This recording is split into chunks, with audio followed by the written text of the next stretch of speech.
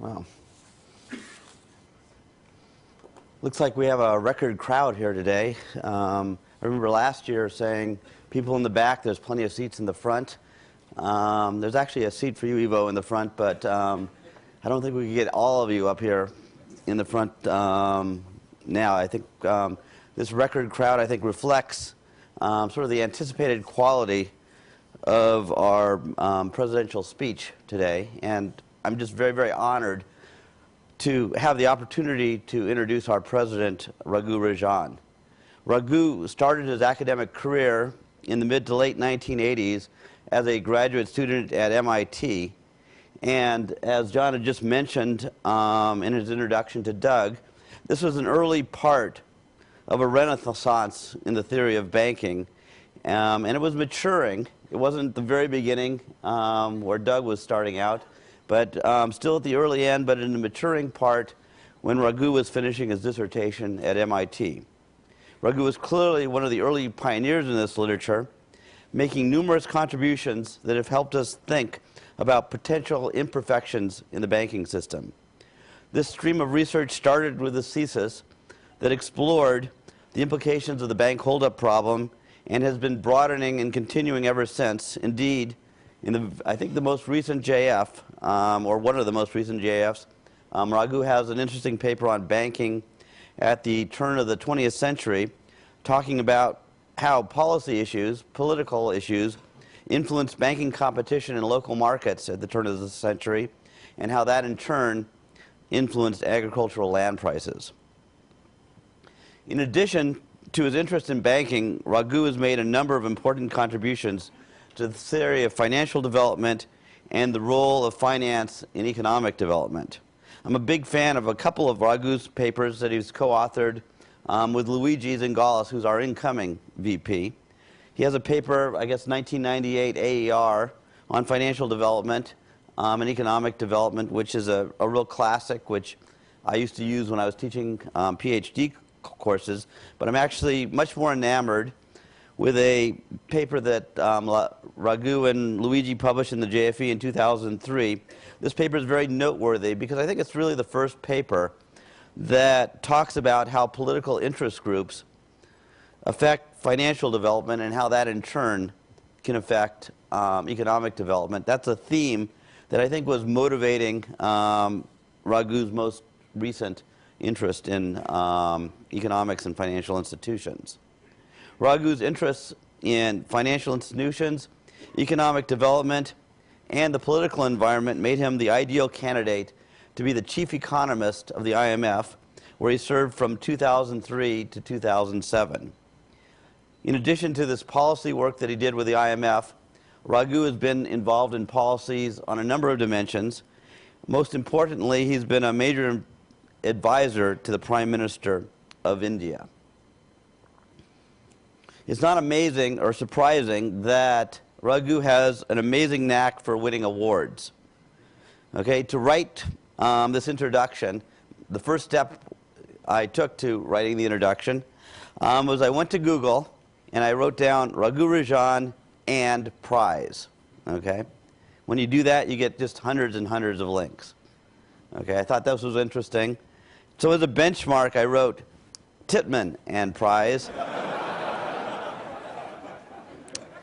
which was somewhat disappointing. Okay, but of course I went on and Googled all my friends and prize. And after doing a thorough search, I've got to conclude that Raghu is really an outlier. I think it's true. A large portion of the past AFA presidents have won Best Paper awards, but I think Raghu is the only one to have achieved the Best Paper Triple Crown. He's won Best Paper awards for the Journal of Finance, the RFS, and the JFE. And I think we can all be very proud that his most recent book, Fault Lines: How Hidden Cracks Still Threaten the World Economy, won the Financial Times Business Book of the Year Award in 2010. I think most of us know that Raghu was the first winner of the Fisher-Black Award. Okay, that's the award the AFA gives to the best financial economists under the age of 40. Okay, but recently Raghu has been winning awards in even bigger arenas. During the past year, Raghu won the Global Indian of the Year award. Okay, I was initially pretty impressed. There's a billion Indians, but just so that he doesn't get too big ahead, I think you should know that I think this is an award that you had to be one of the several million Indians outside of India to be qualified for that award. So, but he did win this year the Emphasis Prize, which recognizes outstanding contributions to scientific research. So again, this is a very broad award, not a finance award, not an economic award, but it's a scientific award that goes to very, very big thinkers. I think these recent awards reflects the fact that Raghu is indeed a very big thinker, tackling policy questions that are of fundamental importance. Indeed, for our profession, I think Raghu's most important contribution is that he's shown that financial economics, as it settles into middle age, is now sufficiently mature so that we can participate in very important policy debates. He is particularly adept at connecting the dots between politics on one hand, financial institutions on the other hand, and then connecting that to making just points about the overall health of the economy. One of the lessons I learned from Raghu's less academic work is that as a profession we tend to be a little bit too simplistic when we think about trade-offs between economic efficiency and the distribution of income and wealth. Okay, it's not just simply a matter of saying that there is a trade-off, that if we want a more even distribution of wealth, we're going to have to give up something in efficiency. He's looking at that a little bit deeper and saying that the causality can be somewhat more complicated. In a democracy, there's a tendency to want to redistribute wealth, but if it's politically more expedient to do through less transparent channels, such as making debt very, very cheap, we're going to tend to do so. And as we've learned from the last financial crisis, that can have very major consequences. So I'm very much looking forward to hearing about Raghu's latest insights. So without further delay, please join me in welcoming Raghu Ragan.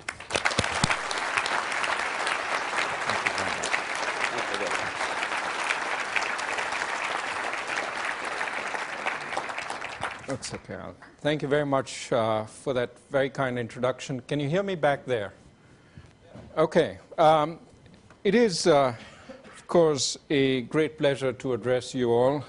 At the outset, let me acknowledge my debts, personal debts to my wife, Radhika, who's been a constant support, and my son, Akhil, both of whom are sitting up here, and my daughter, Tara, who's watching on the web. But professional debts are, of course, most important here. My views have been framed by many years of discussions with my co-authors, especially Viral Acharya, Doug Diamond, Stu Myers, Jeremy Stein, Mish Peterson, and Luigi Zingales. But I've also benefited enormously from discussions with all my colleagues at Chicago over the years, and friends outside, especially David Schaafstein, Andres Schleifer, and Renee Stulz, who have influenced me tremendously. I thank all these people, as well as others in this room whose work I've relied upon in developing this talk. A detailed paper will be on the web, this website tomorrow. Let me start with a quick overview of what I want to say. And this is about the corporation, not about the financial crisis. You know, modern corporate finance starts with Modigliani Miller, the two pictures on this page. And their theorem essentially says a firm's capital structure is irrelevant to its value, or taken literally, much of what corporate finance spends its time on is second order. Now, we've spent the last 5 decades trying to establish the value of our field by challenging one assumption after another of Modigliani Miller. Modigliani Miller themselves noted that the tax deductibility of interest would imply that firm value should increase with leverage. And we've had seminal contributions from Jensen and Meckling and Myers, who basically suggest that capital structure choices affect investment. Myers and Majlov, who suggest that information asymmetries,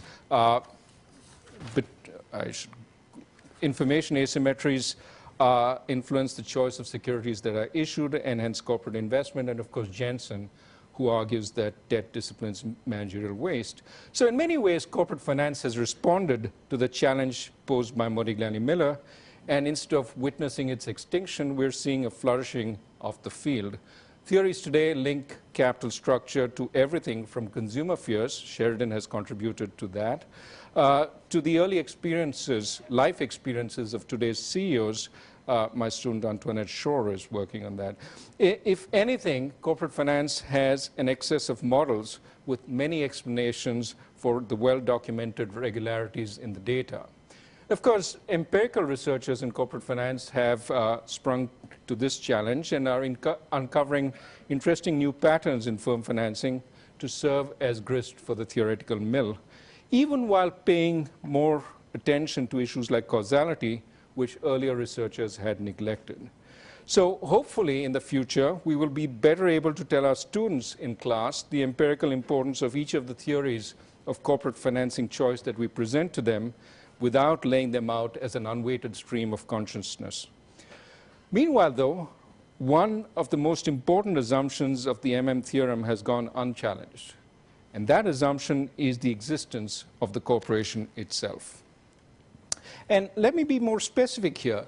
Modigliani Miller assumed the existence of the corporation. But as researchers in the theory of the firm, such as Coase, Oliver Hart, and Oliver Williamson have suggested, firms with well-defined boundaries emerge in worlds with transaction costs stemming from the difficulties in contracting. But these costs are unimportant in the world. So an important question is the Modigliani-Miller theorem doubly relevant? It postulates the irrelevance of corporate capital structure in a world where corporations are irrelevant. Well, I think the more substantial question that one wants to ask here is that if the firm and financing are to be jointly determined, are there effects that go both ways?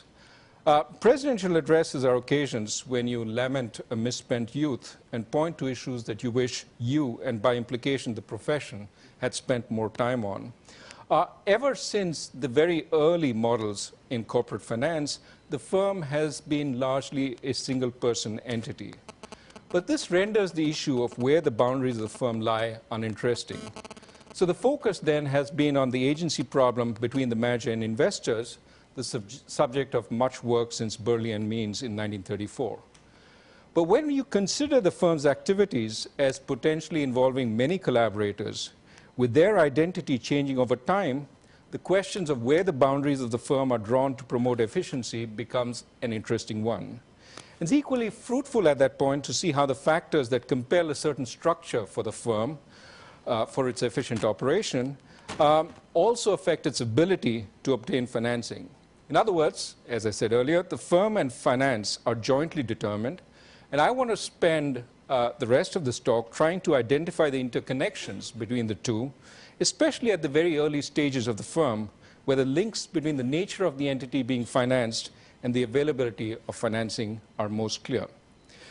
So what I'm going to argue is essentially the typical innovative firm undergoes two important transformations in its early life.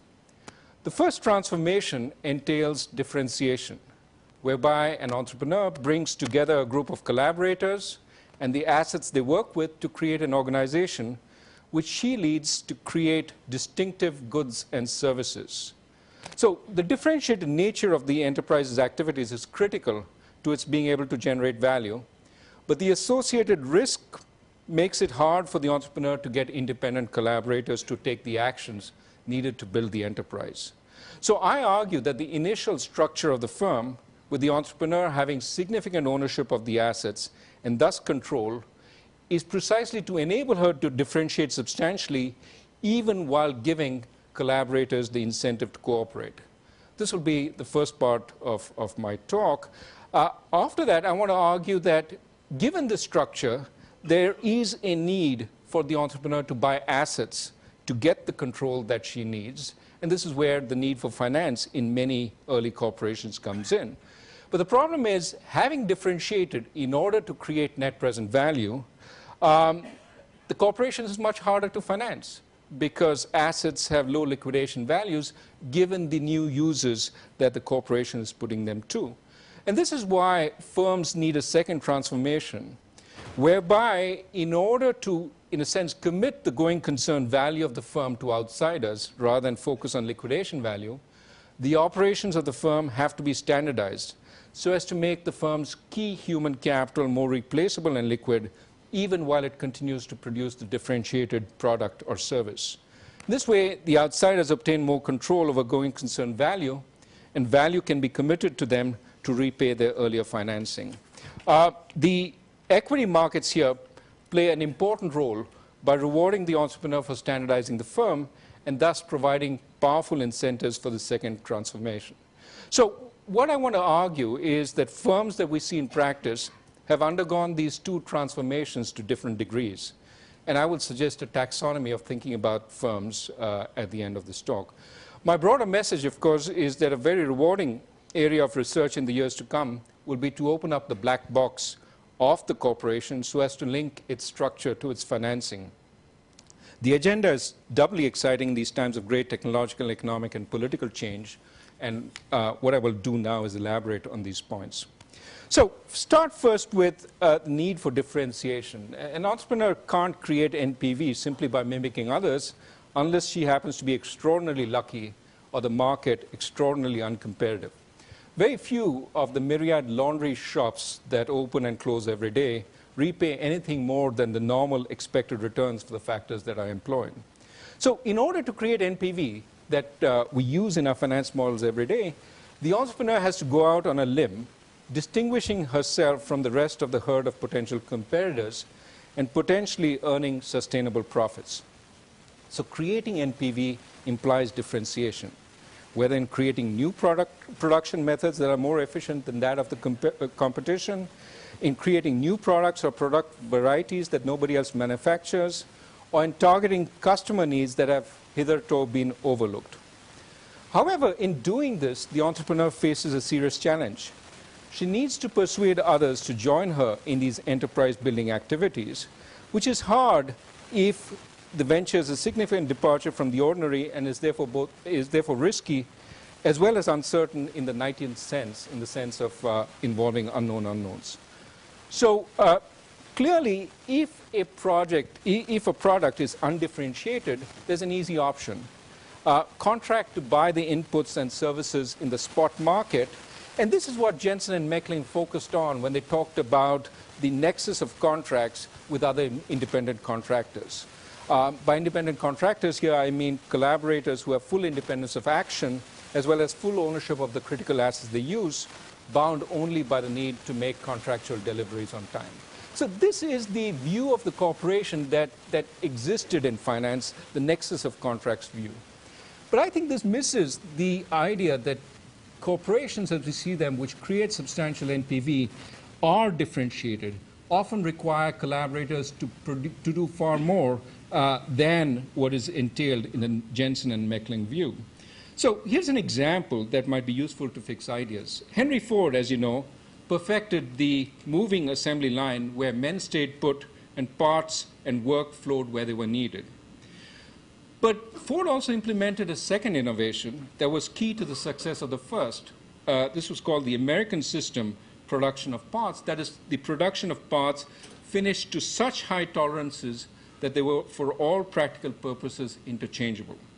So once the suppliers produced such high tolerances, the assembly line no longer needed artisans who had to rework poorly finished parts. It could manage with moderately skilled workers. And that was key to the assembly line because the assembly line was no longer subject to delays as parts were rejigged to fit every car. So the high tolerance of parts was essential to the low cost and the efficiency of the assembly line. But at this point, no other car manufacturer required such high tolerances. And since Ford in his early years was known for his failures rather than his successes, it would have been hard for him to persuade suppliers, independent suppliers, to produce the tolerances that he needed. More generally, it's hard to force collaborators to coordinate with the entrepreneur through ex-ante contracts. And here I rely on the incomplete contract literature started by Oliver Hart and Sandy Grossman. The enterprise building activities that are necessary are difficult to specify contractually in a complete state contingent way. But also, there are many enterprise destroying activities that one could undertake that are also hard to rule out without more control over the actions of the collaborators. So in a sense, the independent collaborator has too much freedom to be a reliable member of the team. So how does the entrepreneur gain enough control to shape the transformation, the differentiation that he needs to generate, that she needs to generate NPV? The key is to have employees who do not own the assets that they work with, employees who have fewer degrees of freedom than independent contractors, and the ability to allow or deny access to the assets, both initially and over time, is central to the entrepreneur's ability to encourage coordination. Now, I want to show this in a very simple model, and that'll be useful to fix ideas, and then I want to talk about this a little more. So think about a ToDate economy, and here I'm relying on tradition in corporate finance. ToDate's about all that we can handle. ToDate economy with risk-neutral agents, and let date 0 be today, date 1 represent the future after uncertainty is revealed. And think about an entrepreneur who shall be female, who has an idea, and she needs a male collaborator to work with her. If they work together with an asset, let's talk about a critical asset, an irreplaceable asset which is needed, such as machinery or a cluster of patents. These are needed to produce. If she works together with the entrepreneur, they can potentially create a project which is valuable. So let delta be the degree of differentiation chosen by the entrepreneur coming into date 0, where delta equal to 0 means the entrepreneur chooses to be with the mainstream, while delta greater than 0 implies that he differentiates to some extent. So the entrepreneur could be thinking of making planes, and a high delta would be a rocket ship, which is something new. A low delta would be an ordinary jet plane, which is mainstream. The entrepreneur then picks a collaborator from the available set, giving the collaborator the ability to coordinate, and the remaining independent contractors are not given access and have no ability to coordinate. At this point, the collaborator and the entrepreneur settle who will own the asset, which will be key to what follows, and then negotiate side payments, if any. So you will see in this sort of the traditional structure for these kinds of theory of the firm models. The collaborator then chooses the degree of coordination, eta, which is the key enterprise building activity that the entrepreneur wants to foster. So I assume that eta is not contractable.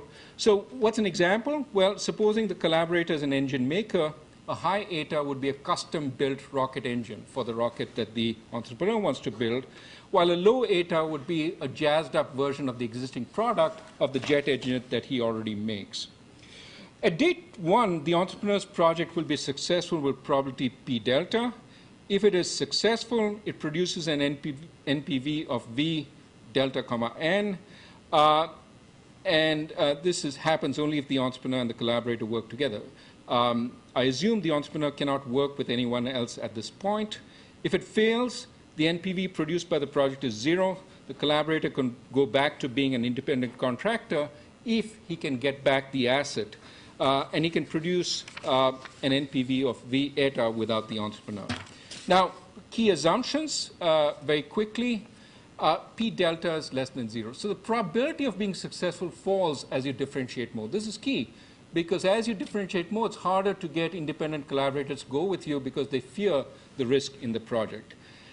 Second, the value of the project conditional on success, V is the value conditional on success, is maximized when you coordinate perfectly, when eta equal to delta. Third, the jet engine maker, if he tries to start producing rocket engines, because you're the only producer producing rocket engines, he doesn't have much of an outside option if you fail. So his redeployment value, if he specializes too much, starts falling in the extent to which he coordinates with you. So the redeployment value falls with eta. And assume Nash bargaining, which is standard, each person gets their outside option plus half the surplus over and above their outside option. So let me quickly walk you through the first best and then through the main points of this, what we see from this simple model. The first best is for the entrepreneur to set differentiation higher than the level that maximizes expected NPV. And you might say, why? Why does he want to go beyond that? Well, the reason is because the redeployment option, if the project fails, offers him some insurance against the project failure. So he wants to go beyond what maximizes expected project NPV. The second implication of the first best is coordination is set less than the amount of differentiation. And this is a slightly nuanced point.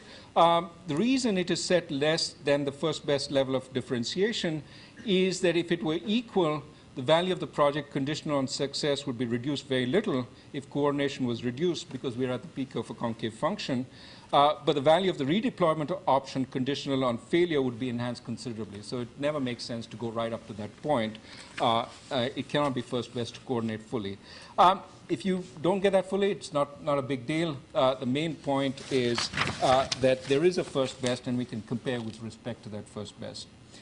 Now, let's first think of the collaborator being independent of owning the critical asset and not being an employee of the entrepreneur. If this happens and the project succeeds, the collaborator has a lot of bargaining power because he owns the asset. So he gets the value of his redeployment option plus half the surplus above it. Okay, that's just standard Nash bargaining. And if the project fails, he can go away and produce for the market, get the full value of his redeployment option. So what you have here is a collaborator who gets a lot of value from redeployment, which is not, in a sense, the project itself. And so he doesn't want to jeopardize the value of the redeployment option because he gets a lot of value if the project succeeds, but also it protects him if the project fails. So rather than focusing on the project, he focuses on maintaining his redeployment option, his outside option, which means he coordinates too little relative to the first best. In other words, he focuses on making jet engines rather than the rocket engine that the project needs. The entrepreneur also, under collaborator ownership, differentiates too little because he knows that the collaborator is going to coordinate less as he differentiates more, as the entrepreneur differentiates more. I keep mixing up the gender. She differentiates more because the collaborator is going to know the probability of success is going to be low, might as well rely on the redeployment option, so the collaborator is going to coordinate less. And second, because the entrepreneur knows failure is really bad, the entrepreneur doesn't see the redeployment option and therefore differentiates less. So in other words, when the collaborator owns, you are going to get jet planes rather than rocket planes being built. Too little coordination, too little differentiation. When the entrepreneur owns in this framework, you get the first best. You get the first best because the collaborator no longer has the outside option, can no longer threaten to redeploy, so has less incentive to maintain the value of his option. And because the entrepreneur has some insurance, the entrepreneur, in a sense, will differentiate more. So the bottom line here is in this stylized model, the first best is really that the entrepreneur should own, and this gives us the rocket ships rather than the jet engines. So let me sum up what we learned from this simple first part, which is the entrepreneur who sets up a laundry shop or a run-of-the-mill restaurant generates very little surplus over and above the cost of factors employed. Differentiates little, but still we see a high rate of failure. And the high rate of failure is not because of differentiation, but because the NPV of these projects is fundamentally low because they differentiated so little. The high rate of failure is because of the thin margins. There is little need for coordination in such enterprises because their activities are not distinctive. The enterprise is indeed a nexus of contracts. This is what Jensen and Meckling focused on. This is what Alkin and Dempsey focused on.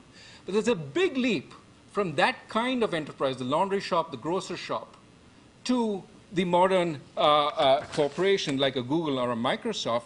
And that is where I think you need to focus on the entrepreneur, the heroic leader, as in Schumpeter, the man on the left, or Frank Knight, the man on the right. This entrepreneur must have, in the words of Schumpeter, the drive and the will to found a private kingdom. And such an entrepreneur should own the critical assets so as to enhance differentiation and project NPV. And again, while the result of the first best is achieved under entrepreneur ownership is sensitive to bargaining assumptions, the broader and much more robust point is that when the entrepreneur does not own, independent collaborators may be too focused on their outside options, while the entrepreneur may have too little incentive to differentiate, partly because doesn't see the value of redeployment. And ownership by the entrepreneur shifts all incentives in the right way.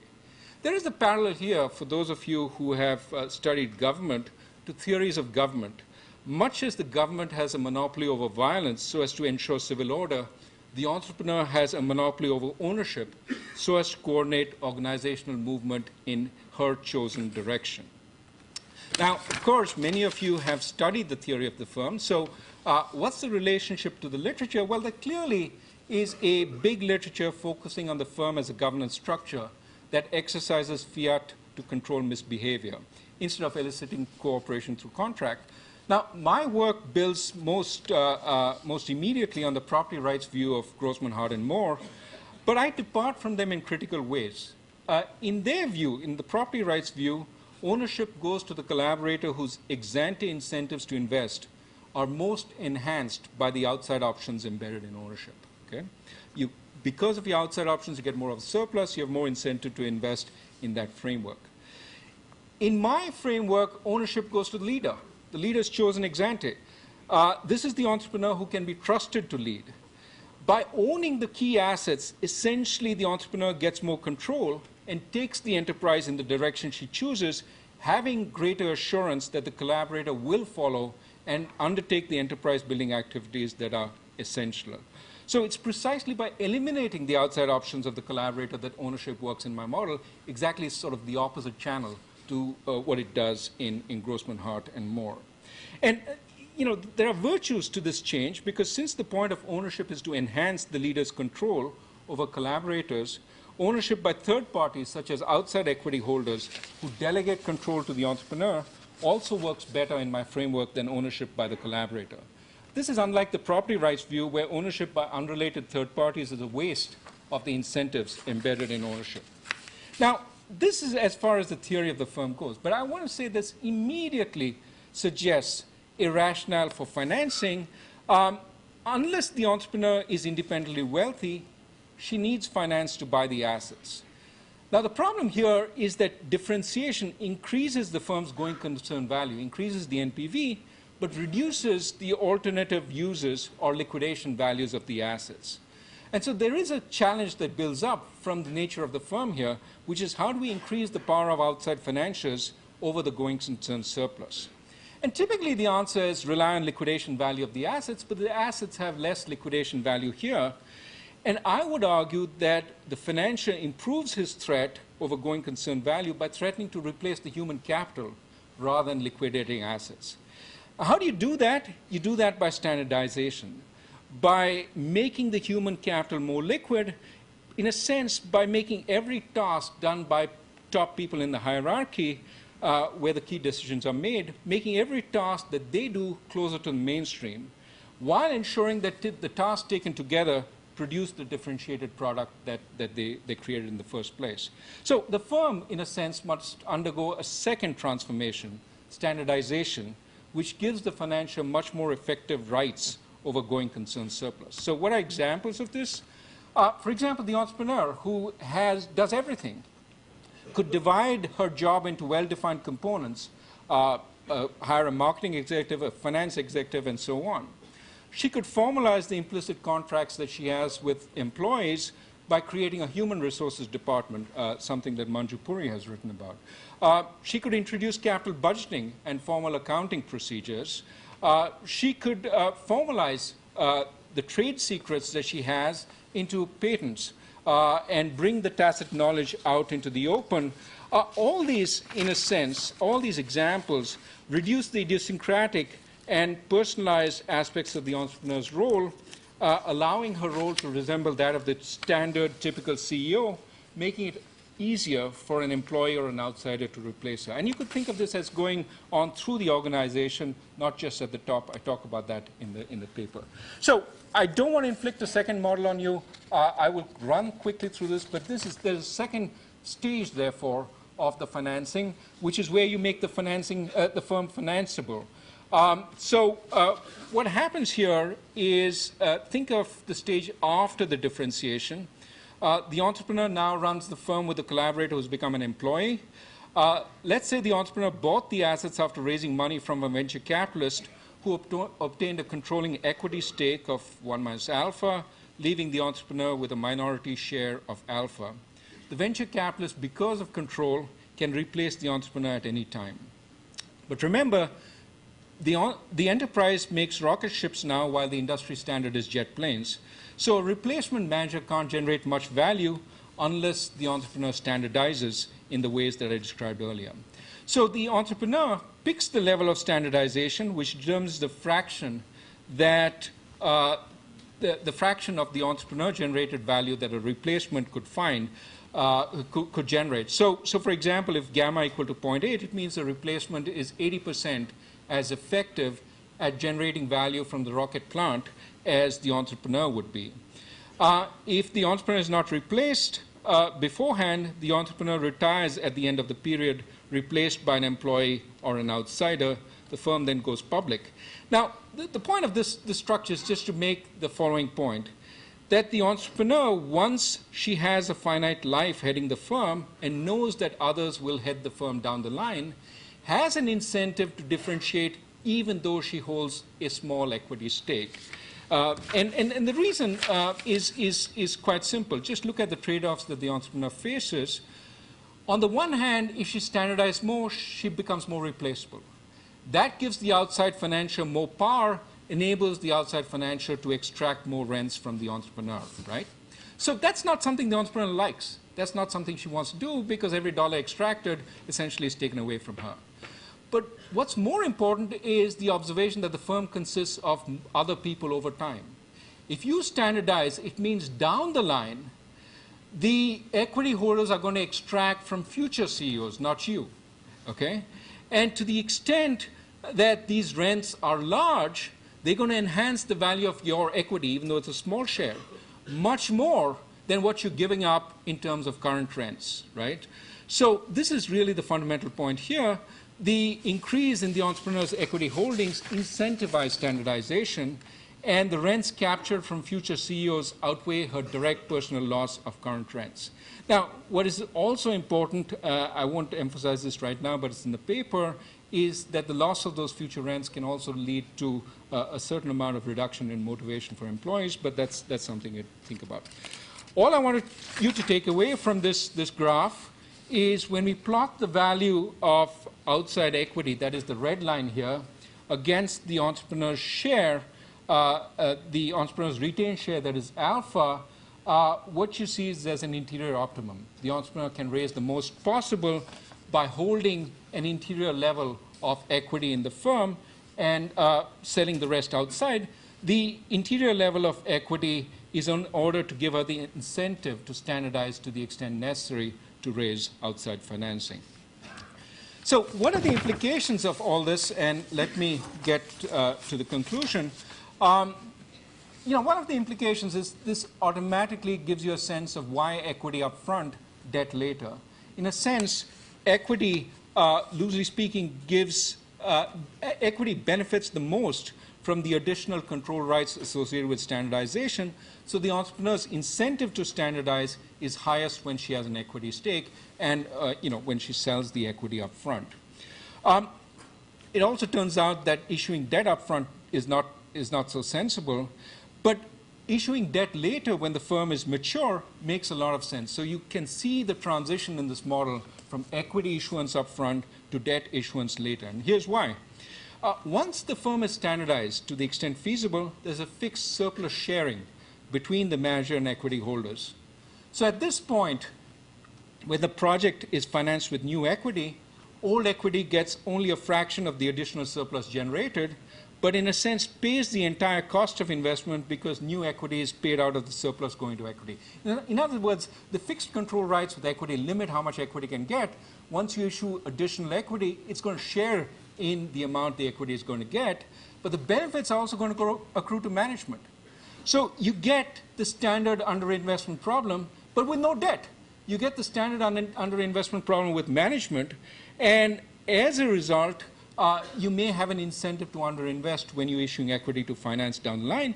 By contrast, financing with debt at this point can limit the rents that accrue to management, enhancing the value that accrues to old equity from investment. So to the extent that management is forced to favor old equity's interests, and that's outside the model, but it will turn to financing with debt issues once standardization is complete. And this is true in a world with no asymmetric information and no uncertainty.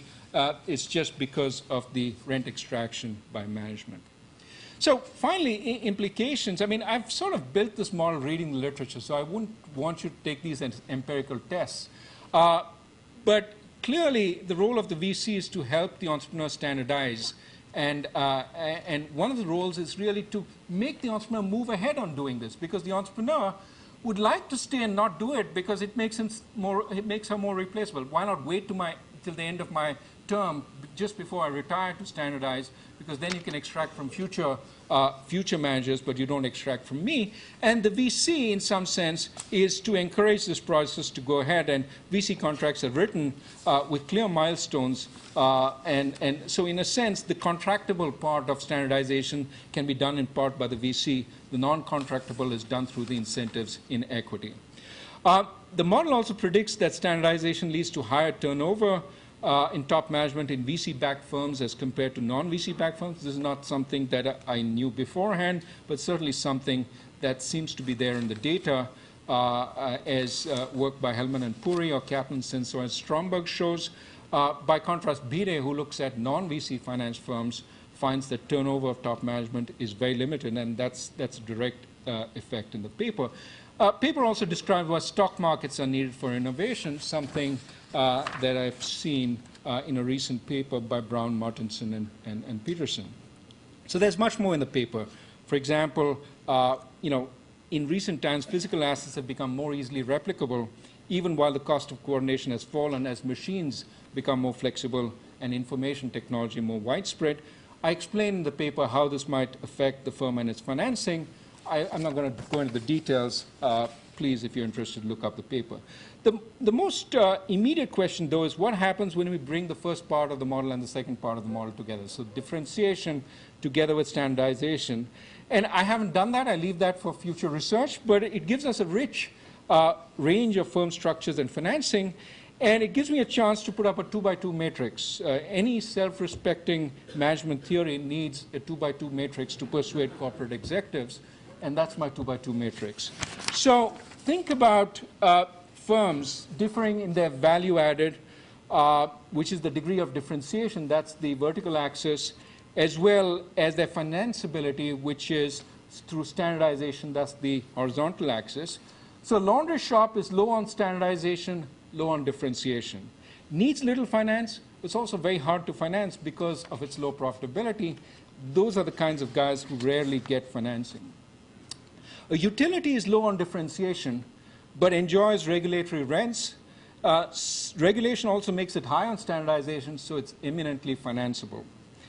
A wealthy family enterprise can be high on differentiation, but relatively low on standardization. Provided they have the risk-bearing capacity, they can differentiate substantially without standardizing because they have little need to cater to financial markets. And finally, a mature firm with entrepreneurial roots, such as Microsoft, scores high on both early differentiation as well as standardization. Of course, over time, the standardization that Microsoft undertook early on may inhibit its ability to differentiate. One reason that mature firms that have access to financing are not great innovators. The need to repay the financiers that financed them early on tends to make them efficient producers, but mediocre innovators. So that brings me to my conclusion, which is that the bottom line to take away is the central forces governing the structure and financing of the laundry shop are very different from those governing the entrepreneurial high-tech firm. It's important to understand firm structure and financing simultaneously, which was the point I wanted to make. It would be remiss for me to conclude without mentioning the political environment we are in. Finance, as many of you know, is in some disrepute. The financial crisis that started in 2007 is still with us and has severely damaged the world. At times like this, Critics claim that finance is a zero-sum game, or even a negative-sum game, adding risk to economic activity without contributing real value. No doubt there are a large number of practices in the financial sector that ought to be re-examined, and regulation needs to be improved to reduce the sector's ability to make one-way bets at the expense of the rest of the economy. But at the same time, we should be careful about succumbing to the rhetoric that financial innovation and creativity are simply ways for the clever to pot the innocent of their money. Such rhetoric does get louder after a crisis and makes it easier for governments to suppress finance. What I've tried to show in this paper is the very real potential cost if financiers are unable to play midwife to the innovative new firms, and if equity markets are not vibrant enough to reward entrepreneurial activity. So the broader point, in a sense, is that attempts to separate Main Street and Wall Street, real activity from merely finance, are not useful. The two are intimately linked, both in theory and in practice. Thank you very much for listening so patiently.